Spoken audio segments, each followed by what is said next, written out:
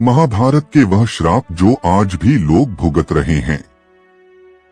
हम सभी ने महाभारत से जुड़ी कई कथाएं सुनी है, पर कुछ कथाएं ऐसी है जिससे आज भी कई हिंदू अनजान हैं। हमने महाभारत में कई महापुरुषों की कहानियां सुनी है। कुछ कहानियां ऐसी है जिसे सुनकर आप भी हैरान हो जाएंगे। जी हाँ, महाभारत में कुछ ऐसे श्राप जिक्र किया गया है जिसे आज भी मानव भुगत रहे हैं। मित्रों, वीडियो पर अंत तक बने रहे और कहानी को गौर से सुनिएगा और चैनल को सब्सक्राइब कर लीजिएगा। तो चलिए कहानी को शुरू करते हैं। जब युधिष्ठिर से स्त्री जाति को दिया था श्राप। महाभारत में युधिष्ठिर के द्वारा स्त्री को श्राप सबसे प्रचलित है।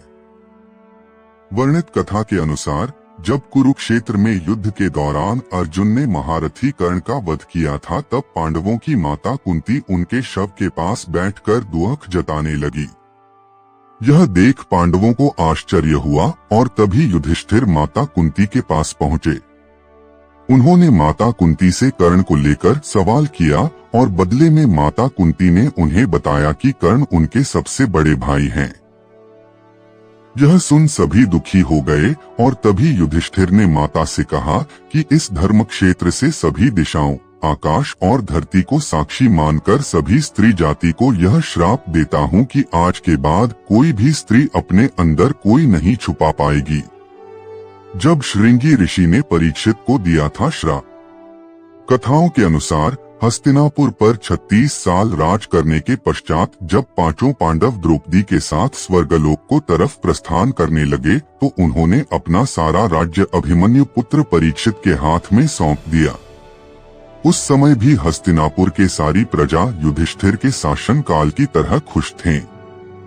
पर एक दिन हर रोज की तरह राजा परीक्षित वन में पहुंचे और तभी वहां उन्हें शमीक नाम के ऋषि दिखे। ऋषि मौन व्रत धारण किए तपस्या में लीन थे, पर राजा इस बात से अनजान थे और उन्होंने कई बार ऋषि को आवाज लगाई, पर उन्होंने अपना मौन धारण रखा। यह देख राजा को गुस्सा आ गया और उन्होंने क्रोध में आकर उनके गले में एक मारा हुआ सांप डाल दिया। जब यह ऋषि के पुत्र श्रृंगी को पता चला तो उन्होंने परीक्षित को श्राप दिया कि आज से 7 दिन बाद राजा की मृत्यु तक्षक नाग के डसने से होगी और अंत में उनकी मृत्यु हो जाती है। तभी कलयुग की शुरुआत हुई। श्री कृष्ण के द्वारा दिया गया अश्वत्थामा को श्राप। महाभारत युद्ध के अंतिम दिन जब अश्वत्थामा धोखे से पांडव के पुत्रों का वध किया था, तभी पांडव श्री कृष्ण के साथ अश्वत्थामा की तलाश में महर्षि वेदव्यास के आश्रम पहुंचे। उन्हें देख अश्वत्थामा ने अर्जुन पर ब्रह्मास्त्र से वार किया। यह देख कृष्ण ने अर्जुन को भी ब्रह्मास्त्र चलाने को कहा, परंतु महर्षि वेदव्यास ने दोनों को टकराने से रोक लिया ताकि समस्त सृष्टि नाश होने से बच जाए। अर्जुन ने अपना ब्रह्मास्त्र वापस ले लिया, परंतु अश्वत्थामा को इसकी विद्या नहीं थी और तभी उसने अपने ब्रह्मास्त्र दिशा बदलकर अभिमन्यु की पत्नी उत्तरा के गर्भ में दे दिया। यह देख श्री कृष्ण ने उसे श्राप दिया कि वह 3000 वर्ष इस पृथ्वी पर भटकते रहेंगे और मनुष्य से बातचीत भी नहीं हो पाएगी। शरीर से पीप और लहू की गंध निकलेगी। इसी कारण आज भी यह माना जाता है कि अश्वत्थामा आज भी जीवित है। जब मांडव्य ऋषि ने यमराज को दिया था श्राप। जब राजा ने मांडव्य ऋषि को सूली पर चढ़ा दिया था, पर लंबे समय तक सूली पर लटकाने से उनके प्राण नहीं गए, तो राजा को अपनी भूल का एहसास हुआ। उन्होंने ऋषि को सूली से उतारने का आदेश दिया और क्षमा भी मांगी। इसके बाद ऋषि यमराज से मिले, पूछा उन्हें यह सजा क्यों मिली। तब यमराज से कहा, जब आप 12 वर्ष के थे, छोटे से कीड़े के पूंछ में सीक चुभाई थी, इसी कारण आपको यह सजा मिली। यह सुन ऋषि को क्रोध आया और यमराज से कहा, इतनी कम आयु में धर्म और अधर्म का ज्ञान नहीं होता। और तभी ऋषि ने यमराज को श्राप दिया कि वह शूद्र योनि में दासी के पुत्र के रूप में जन्म लेंगे। इस श्राप के कारण यमराज को विदुर के रूप में जन्म लेना पड़ा। जब अप्सरा उर्वशी ने अर्जुन को श्राप दिया। 13 साल वनवास के दौरान एक दिन अर्जुन दिव्यास्त्र की खोज में स्वर्ग लोक पहुंचे। वहां अप्सरा उर्वशी उनके रूप और सौंदर्य को देखकर मोहित हो गई।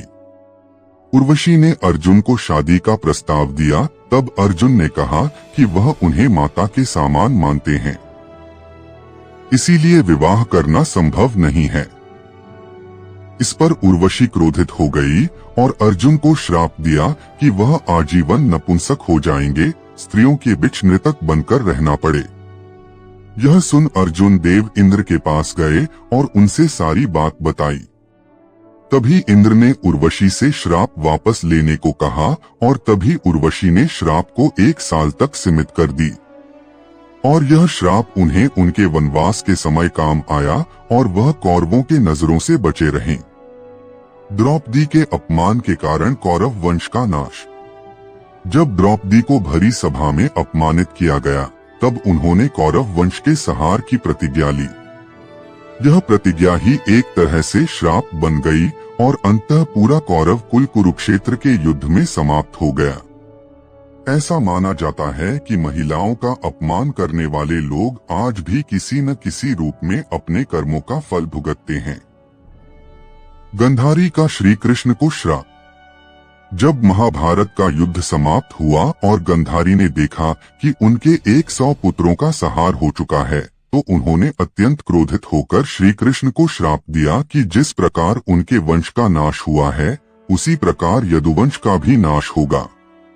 इस श्राप के कारण 36 वर्ष बाद यदुवंशियों ने आपस में युद्ध करके खुद का ही संहार कर लिया और श्री कृष्ण ने भी प्रभास क्षेत्र में देह त्याग किया। भगवान परशुराम का क्षत्रियों को दिया गया श्राप। भगवान परशुराम ने जब देखा कि क्षत्रिय अपने बल का दुरुपयोग करने लगे हैं, तब उन्होंने संकल्प लिया कि वे 21 बार पृथ्वी से क्षत्रियों का नाश करेंगे। यह श्राप इतना प्रभावी था कि कई पीढ़ियों तक क्षत्रिय जाति के लोग संघर्ष का सामना करते रहे। नहुष का ऋषियों को दिया गया श्राप। राजा नहुष को इंद्र का पद मिला, लेकिन वे ऋषियों का सम्मान करना भूल गए।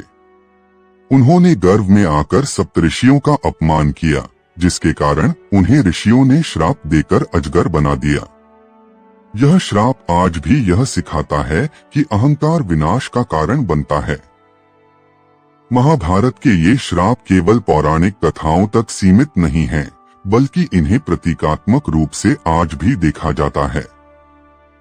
यह मान्यता है कि जो लोग इन गलतियों को दोहराते हैं, वे किसी न किसी रूप में इसका दुष्परिणाम भुगतते हैं।